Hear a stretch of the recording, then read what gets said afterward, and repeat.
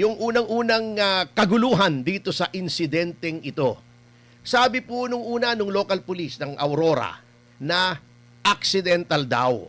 Ngunit upon a review of the investigation, sabi naman ng CIDG, hindi daw aksidente, baka may foul play o may negligence. Ano po ba talagang official na report ng kapulisan po tungkol sa insidenteng ito? Una sa lahat, no, ang maikling kasaysayan niyan was nung kami ay nandun pa sa Lamay, no, sa Arlington. Kami po ay nagkaroon ng coordination meeting sa CIDG tsaka sa Opo. NBI.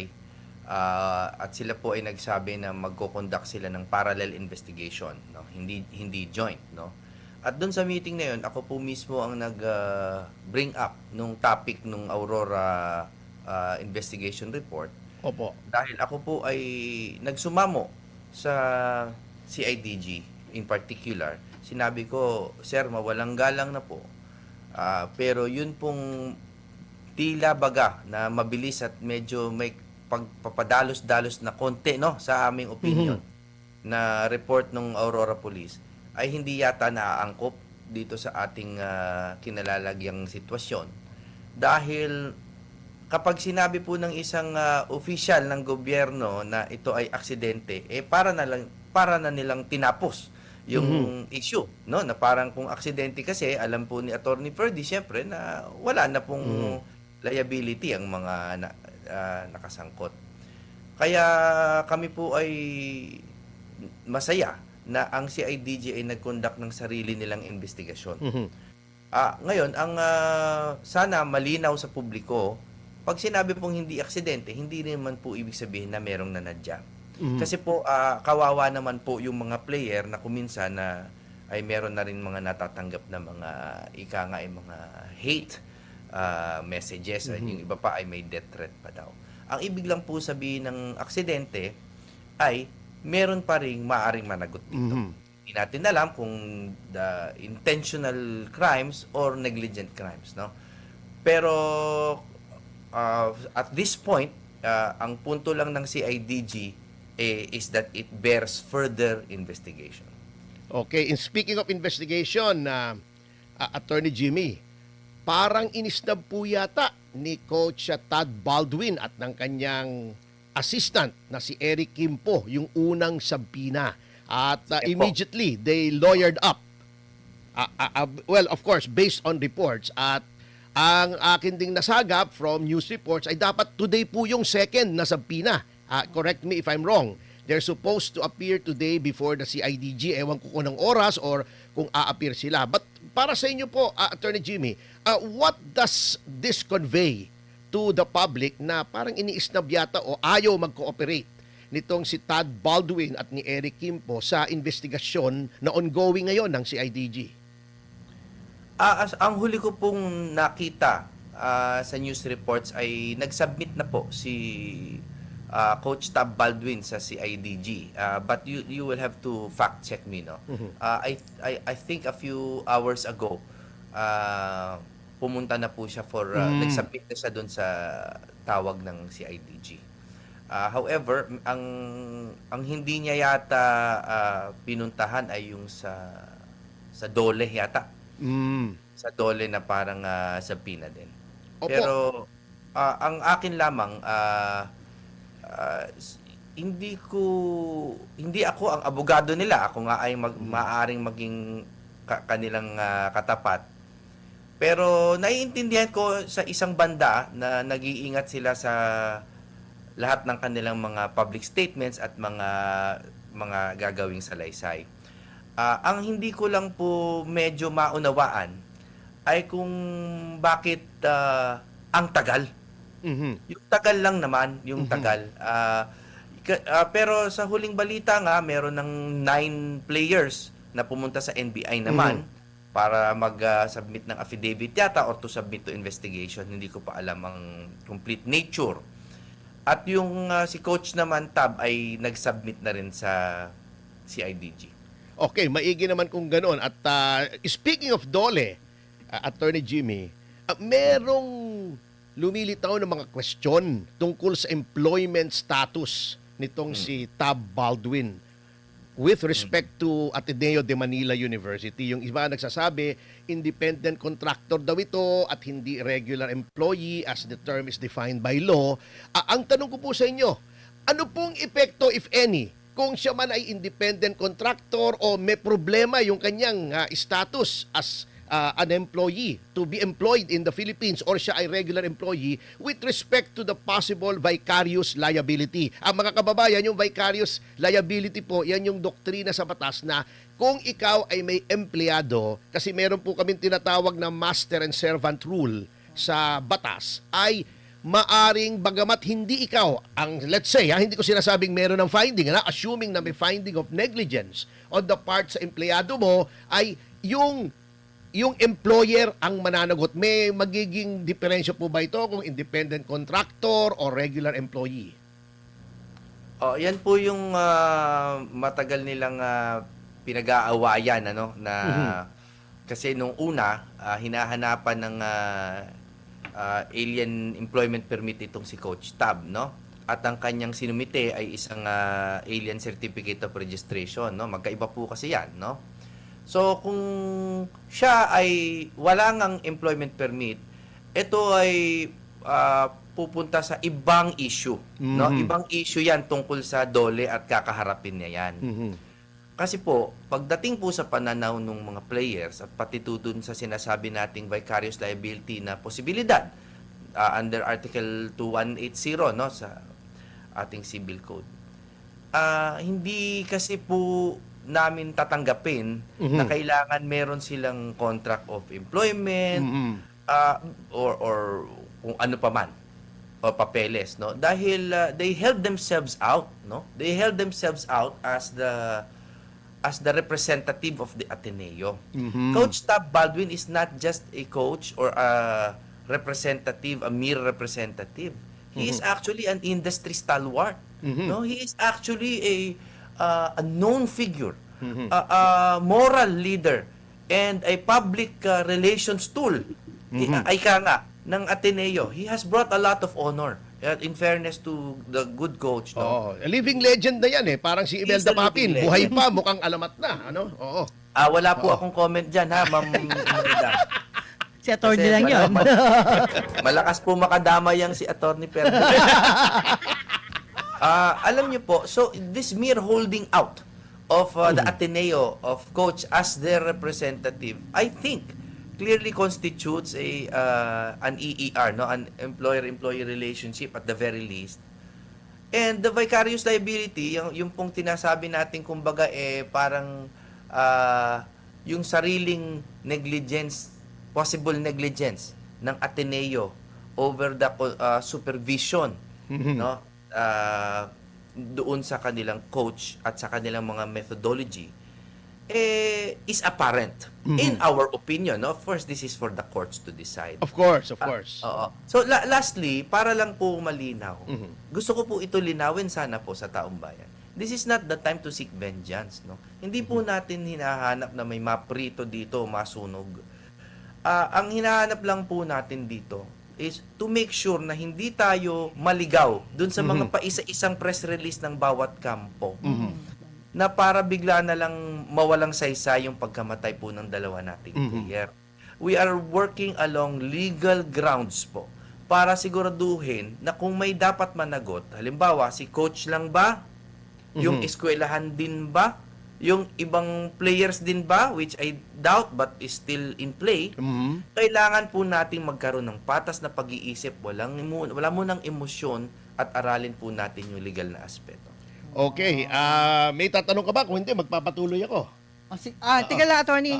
Attorney Bondok, meron ho ako nakikita sa mga net na mga foul na mga salita o foul na mga picture. Pwede po ba mag-iebidensya to sa paghahabol natin dun sa hostage at tinatawag? Halimbawa, meron nakitang paa, tinali. Sabi, baka yun daw ang dahilan. Yung mga hazing system ba?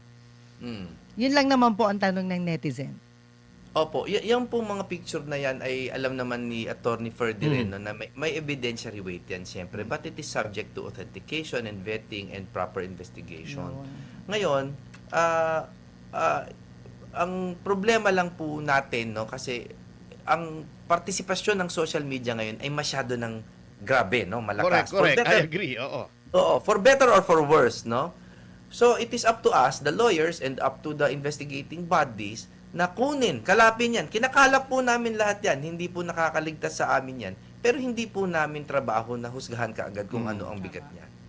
Kailangan nating makita, halimbawa, yung sinasabi nilang mukhang may weights daw na hawak si Coach Tab. So, yung iba parang naniwala ka agad. Sa mas malalim na pagsusuri, parang remote control pala yun nung sa drone, ano? So, again, hindi natin alam. Yes. Pero hindi po masama na suriin. Ang masama po, yung husgahan ka agad. Yes. Oh, tama po. Anyway, continuing with the hazing issue, ano po, meron pong akong obserbasyon, ano, well, of course, based only on what I have read so far na according to the definition of hazing doon sa bagong batas, 'di ba? Meron po tayong mga yung anti-hazing law noong 2018 ang latest revision 'yan kung saan tinaasan ang penalty kaya siguro nag-iingat din yung mga people concerned sapagkat sa pagtaas po ng penalty niyan ay ginawang reklusyon perpetua o panghabang buhay na pagkakulong. Juvie. Opo. Yung kung sa isang hazing incident ay nagre-resulta sa death, sodomy, rape, or mutilation. So, ano yan? At multa ng 3 milyong piso, ha? At assuming na, well, may hazing, yung issue ng hazing, Attorney Bondok, nakalagay sa definition of hazing is it's very wide in coverage. Broad. Na yung very broad, ano? Yung forced physical activity as a precondition to membership or continued membership in any organization. Nakikita niyo po ba ang possible existence ito? Of course, subject to proof before a court of law. Pero yung iba kasi nagsasabing pumapasok din itong anggulo ng hazing na ito. What are your thoughts on that, Attorney Jimmy? Dito po tayo kailangan lahat mag-ingat ng lubusan pagdating sa hazing issue. Bilang abogado po nila Rene at ng pamilya, hindi po namin pwedeng isang tabi yung posibilidad ng hazing. No? Hindi po pwede. Pero ayaw din po naman namin na meron agad na makawawa ng mga players na parang they are nata-trial by media na sila kaagad na nagkaroon nga ng hazing. No, kasi po posible nga na meron na nagaganap na hazing na hindi man lang alam nung ibang players na hazing na pala yung ginagawa nila. Definitely. Diba? Pwede yun eh. Pwede. No? Kasi kuminsan na kumbaga baka carried away or whatever, but that is for their lawyers to argue, no? Ang sa amin lang, kailangan din po naming aralin tong aspeto na to. Kailangan po ito maunawaan ng publiko. Halimbawa, maraming nagtatanong sa amin, no? On a related note, meron po bang waiver na pinirmahan? Pero according to the new anti-hazing law, consent is not a defense. Yes, definitely. I totally that is agree. a very big aspect of the new the feature, no? So, kaya nga sinasabi ko, maghunos dili po, lalo na po yung mga, hindi lang po yung netizens kundi lalo na po yung may mga abogado po na hindi pa masyadong inaaral yung sitwasyon, naglalabas na po ng mga legal na opinion. You cannot stop them, but we call on them for restraint, no? Kasi may mga hindi sila alam tungkol dun sa factual scenario. Ito nga po, lastly, no, I'm sorry to prolong. Yung may mga interview na ginrant yung mga players, no, nung June 15 kay Ma'am Pia Ontiveros, saka nung June 16 sa The Gaidon, no, which is a town hall meeting of the Ateneo. At doon pa lang sa mga sinabi nila doon, marami pong napakita na signs of negligence outside of hazing na despite their attempts, attorney, no, and Ma'am Juvie, despite their attempts to parang show na nagpakita ng due diligence yung coaching staff, meron pa ring signs of negligence. So, yun po yung sinasabi ko na bigyan nyo kami ng pagkakataon na aralin pa ito at wag po tayong magpa-dalos-dalos. Oo, totoo. Actually, it's okay, Attorney Jimmy, sapagkat yung prolonged naman ng mga activities, gustong-gusto ng mga tao yan, lalo na ng mga babae, yung prolonged conversation kasi alam niyo naman yung mga babae gusto nila na they get to know you better, so basta mas matagal mas okay sa kanila. Anyway, going back to the so-called town meeting, alam niyo, tinitingnan ko yun and there is the suggestion na itong mga players ay mga adults naman at they went there knowing what to expect in when they become members of the Ateneo team, which is a front runner in all the athletic competitions. There is a tradition of glory attached to the team, etc., etc. Kumbaga open eyes. Ang sabi ko nga doon sa isang tao doon sa isang netizen na nagsasabing ganun, sabi ko, alam nyo, you have to consider that these are young and impressionable people, 18, 19, 20, katulad, lalong-lalo na si Rene, who came to Manila in hopes of lifting his family out of the quagmire of poverty. Sabi ko, although adults yan, ang tingin niya sa coach ay parang demigod na yun ang kanilang pag-asa. Yes, may moral ascendancy, may moral authority over them. So, anong thoughts niyo po with respect to the argument that of consent being bandied about with respect to that situation? Maraming thoughts. Una, sa hazing, sinabi ko na, consent is not a defense. So, No, tapos correct. na. Just on that aspect. And on the negligence aspect, alam naman natin yung, in fact, many have talked about the landmark case ni Abrogar, no, versus Cosmos Patling, no, about waivers being very narrowly applied, no. Kasi, alimbawa po, meron tayong waiver na sinabi na hindi kami mananagot sa kahit anumang aksidente na mangyari sa trip na ito. Halimbawa, ganun, ano? Well, kung aksidente, baka nga hindi. Yun, So, ibig oo. sabihin that waiver should not apply because unang-una, it might even be contrary to public policy. No? Okay, well, speaking of waiver, alam niyo po, may nakakapansin, Attorney Jimmy, that may tendency yata sa Ateneo de Manila University as an institution na to wash their hands off these incidents. If you recall, Attorney Jimmy, there was a shooting incident inside the campus wherein a parent who incidentally was a mayor of a town in Mindanao was killed inside the premises. And after the initial brouhaha, ay ang daming palusot ng Ateneo de Manila sa kanilang liability tungkol sa insidenteng yon, kung paano nakalusot ang mga armed men sa kanilang security, etc., etc.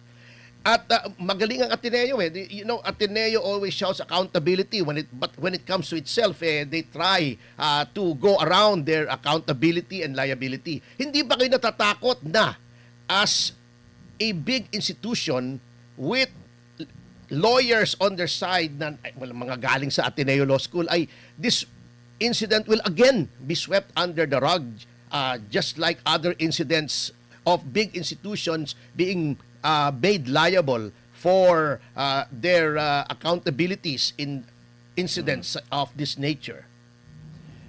A few points about the Ateneo. Ako po ay, una sa lahat, ako po ay isang alumnus ng Ateneo. Mahal na mahal ko po ang Ateneo de Manila, no? Taga Ateneo de Manila. Mahal ko po yan. And that will never change.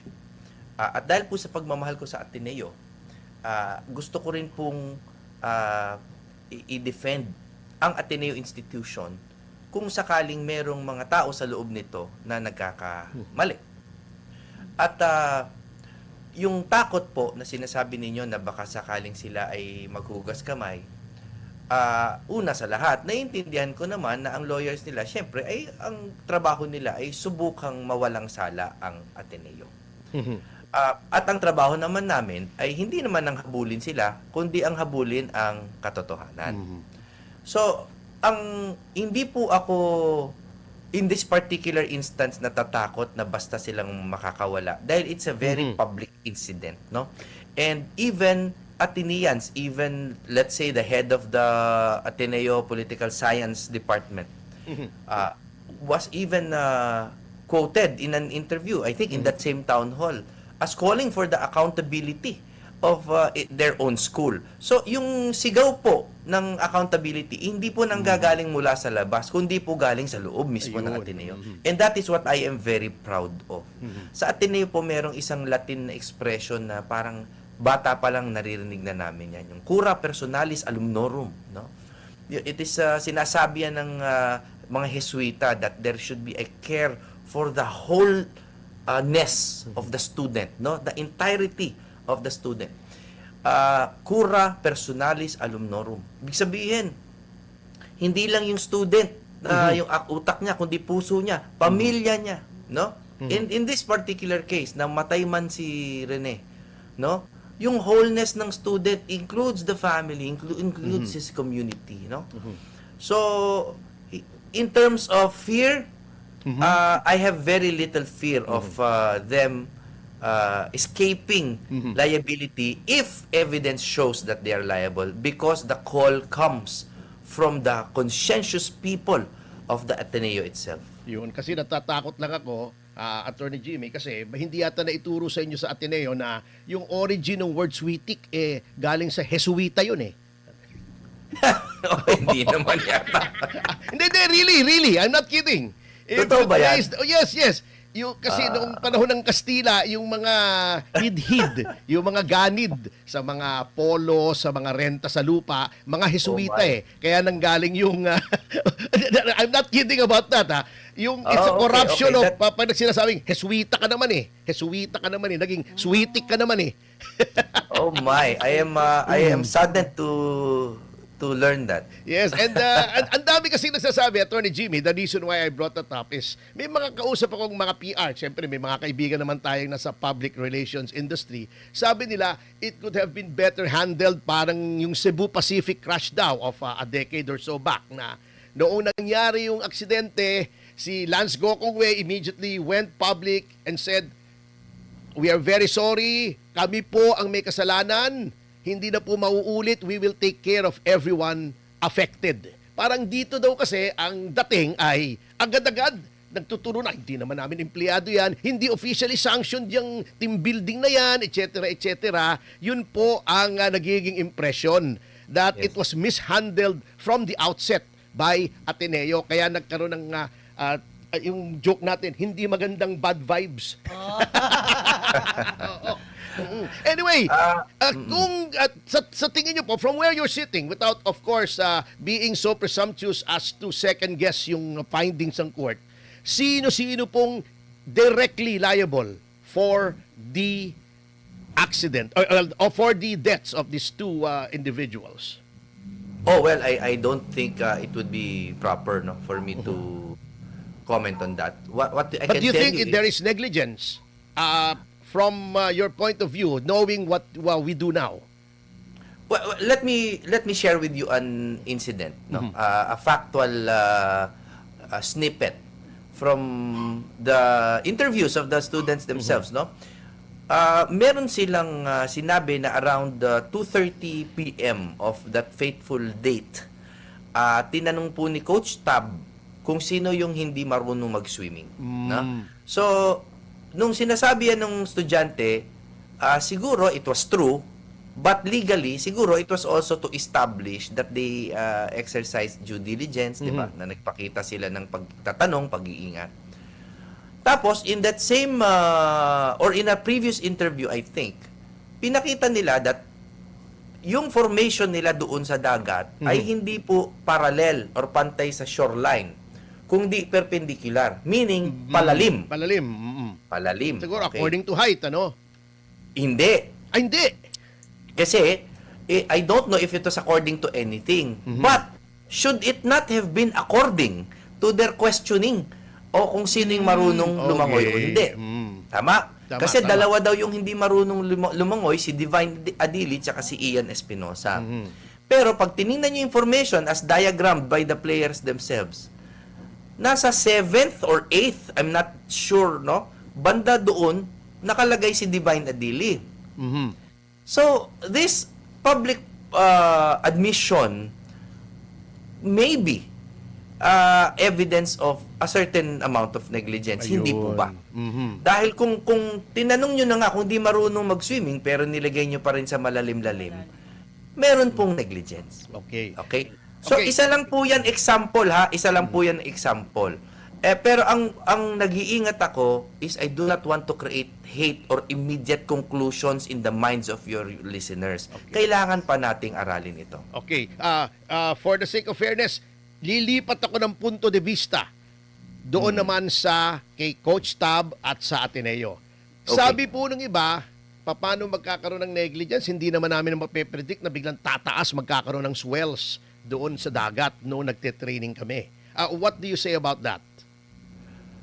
Kung ako po ay ordinaryong tao na nasa surfing area, mapipredict ko po na magkakaswell. Mm. Surfing area eh. Mm. So, hindi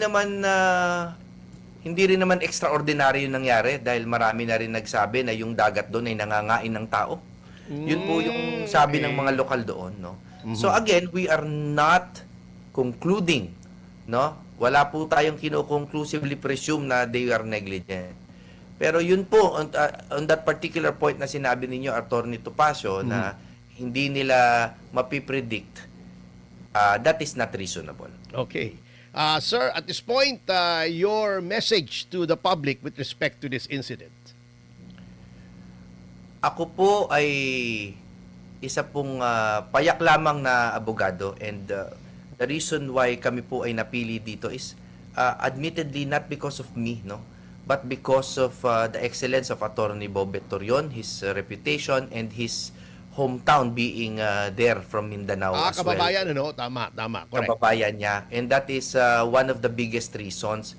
Aside from that, we are a law firm of many associates capable of handling the all of the facets included in this investigation, in this legal case, no? Kaya po kami, ang role ko dito, aside from being a lawyer, is I am an Atenean, I am a graduate. At ako po ay nagpupursige rin na to make sure that justice is served, not vengeance. Na makita po, maramdaman po din ng aming legal team yung Ateneo naman na history and community, so that we do not persecute those who are not to be persecuted. Na makita rin natin that within the Ateneo itself, there is beauty. There are people calling for accountability. Kaya po maganda yung balanse ng aming legal team. And with that said, therefore we can assure the public based on those facts